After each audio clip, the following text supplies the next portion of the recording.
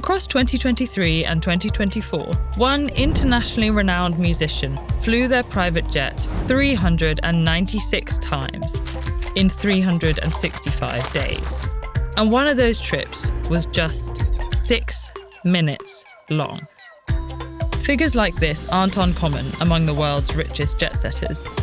In fact, this frequent flyer probably isn't even the celebrity you're thinking of. So what's the price tag for this high-flying lifestyle? The majority of private flying happens in the US, where even a relatively short trip is incredibly expensive. If you want to fly private, you have two options: buying a jet or renting one. Jet rentals can run from roughly $7,500 an hour for domestic flights to roughly $17,000 an hour for international ones. For context, that's over $40,000 to fly from LA to New York, and over $120,000 to fly from New York to London. And that's before paying an additional several $1,000s for the crew, the fuel, landing fees for the airport, and federal taxes. That said, these rental costs are still much cheaper than actually buying a plane. Depending on their size, new jets run anywhere from $2 to $65 million. Then, in addition to the usual operational costs for each flight, jet owners still have to pay for a hangar to park in, and up to $1 million a year for routine inspections and maintenance. This is already absurdly expensive. But private flying also has a major environmental cost. While both private and commercial planes emit a lot of CO2, commercial planes do so to move a lot of people. For example, in 2022, commercial airplanes emitted roughly 800 megatons of CO2, moving about 853 million passengers. That's a little less than 1 ton of CO2 per person per flight. On average, most people emit 4 tons of CO2 a year, so taking 2 round-trip flights would double their emissions. This math already isn't great, but private jets make it so much worse. With only a handful of people on board, private flights emit 10 to 20 times more emissions per passenger on average. And since their passengers tend to be frequent flyers, their individual emissions are astronomical.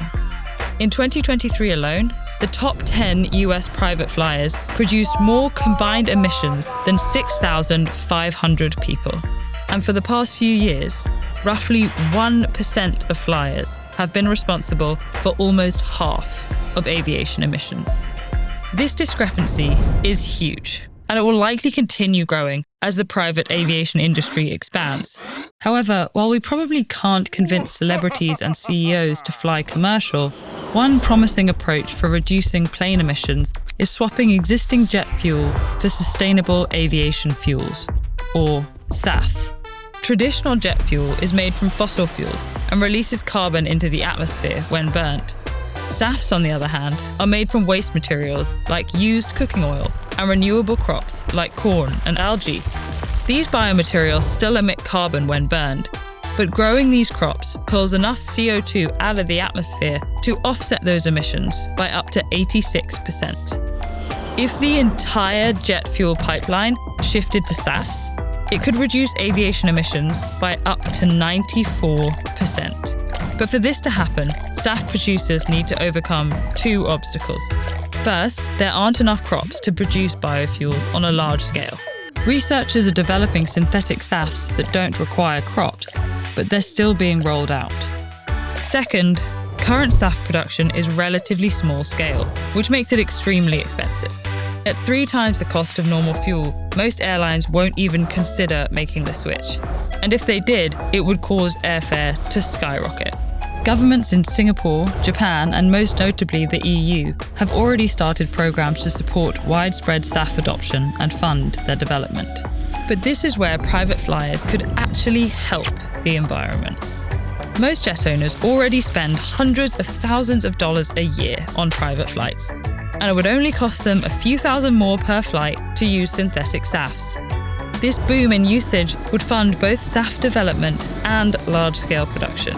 And those advances would make sustainable fuel cheaper for everyone, both the people flying private and those privately wishing they were. Air travel isn't the only transport we can make more fuel efficient. Find out which cars have the best gas mileage and how you can spend less on fuel with this video. And check out our action guide for other ways you can have a big impact at ed.ted.com/earthschool.